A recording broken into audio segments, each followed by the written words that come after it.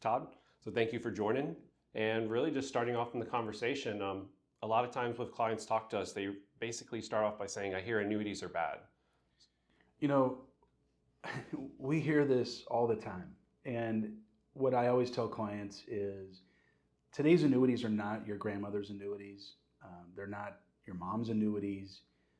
They're much different than really what was purchased before.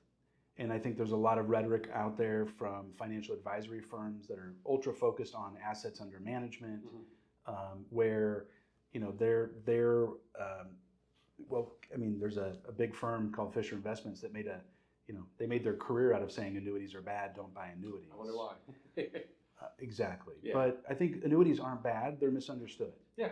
And I think that annuities, I think a lot of people think of as just being an income annuity, and that's just not the case. There's annuities for income, of course, and that's something that we absolutely use regularly with our clientele.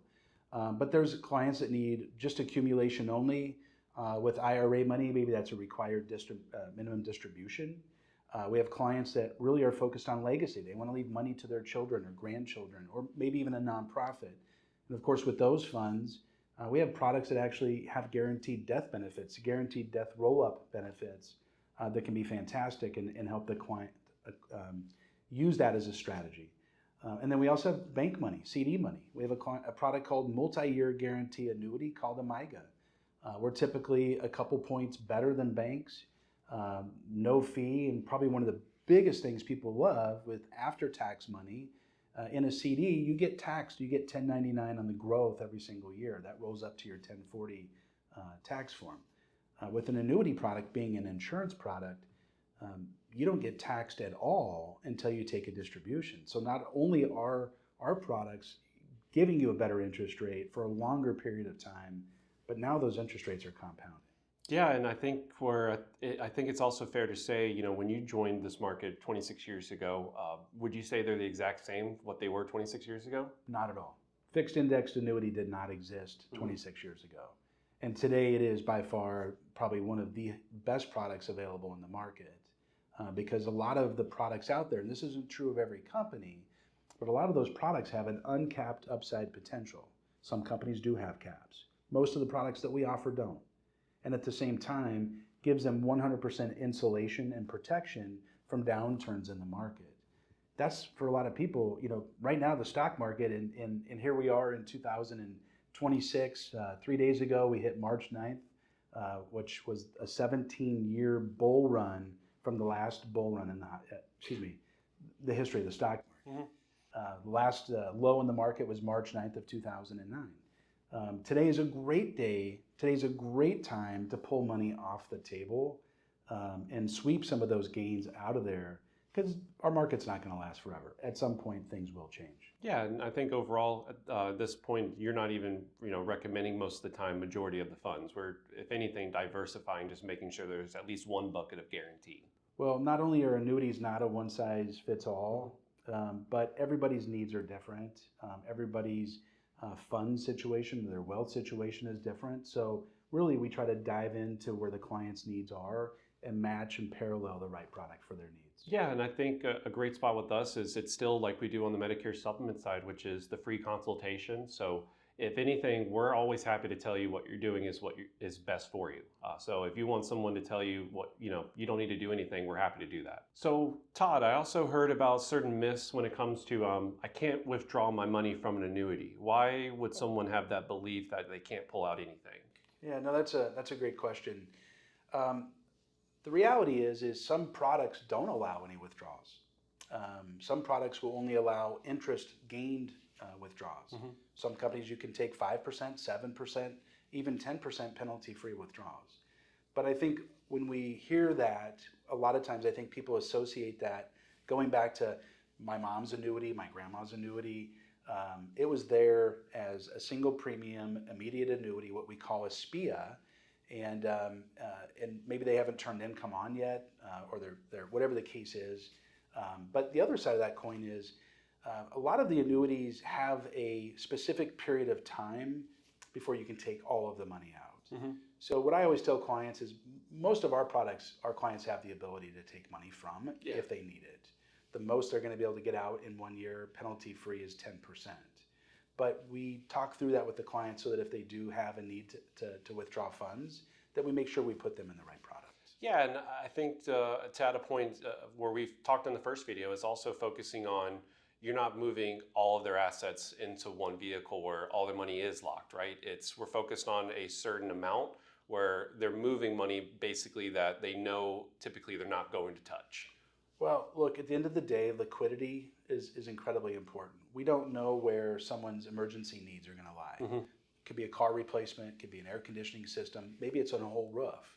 But we want to make sure clients have access to liquidity so that when that time arises, they're not having to try to pull out more than they're allowed without paying a penalty. Yeah, I think that's straightforward, where there's always going to be accessibility every single year. There's not a true lock with majority of what we focused on with the fixed indexed annuities. But like Todd said, it's not one shoe fits all. So Todd, why would somebody myself want to move a CD into an annuity? I love this question because most people don't realize that in the annuity market, we have what's called a multi-year guarantee annuity. It can be a 3-year product, 5-year product, 7-year product. They mimic a CD, but I would tell you and argue for days that it's a better product than a CD. And here's why. If I have my money sitting in a CD, every single year I'm going to get 1099 taxed essentially on the growth. If I have a 4% CD, which is pretty hard to find for maybe longer than a 6-month duration. Yep. But if I have a 4% CD and a 4% MYGA annuity, and I'm going to, let's just say all combined state and federal taxes, let's just say 30%. On the CD, I'm going to net 2.8%. If I need to pull money out of that, I might get penalized the interest earned on money that I need to pull out. Yeah. On the annuity, on the multi-year guarantee annuity, if I'm getting 4%, whether it's pre-tax money or after-tax money, I'm netting 4%. And not only that, but my interest is growing at a compounded level every year. Yeah. With an annuity product, we only pay tax on it when we take a distribution. So for a lot of clients, they don't realize that the insurance market has something that kind of mimics and looks like a CD, but in my opinion is much better. And one last thing to throw out there, and this is really important for a lot more people than I've ever realized, but when I pass away or when my client passes away, when that money is sitting into an annuity, it bypasses probate. Really? Okay. It has a designated beneficiary that it goes to. Everything in that account still rolls up into the estate, but at death, funds transfer and bypass the probate system. So with MYGAs in general, the second, let's say they mature, because usually MYGAs were focused on maybe a 3, 5, 7, depending on the scenario. But if we sign up for a 3-year plan and the maturity is up, does that hit my account immediately, or do I have some wiggle room to move it? Yeah. Well, think about this. In a CD, you typically have 30 days at the end of the term to roll that into a different product, or it just automatically renews at whatever you had. Most of the MYGA products, not all of them, and it's important that we differentiate. Yeah, for sure. But a lot of the MYGA products, when you get to the end of that 3-5-year term, the money just sits there, and it grows at a guaranteed rate, which is much smaller than you're getting at the contractual rate. However, it gives you a window that you can roll those funds out whenever you want to. So you don't have to roll it right at the end of the term. But typically, we're wanting to reach out to our clients and say, hey, in about 60 days, this is going to come up for renewal. Would you like us to start looking at some other products? And typically, we're just exchanging those into another product. Yeah. Or maybe the client has some income needs or financial needs that at that time have changed, and they're pulling some money out of it.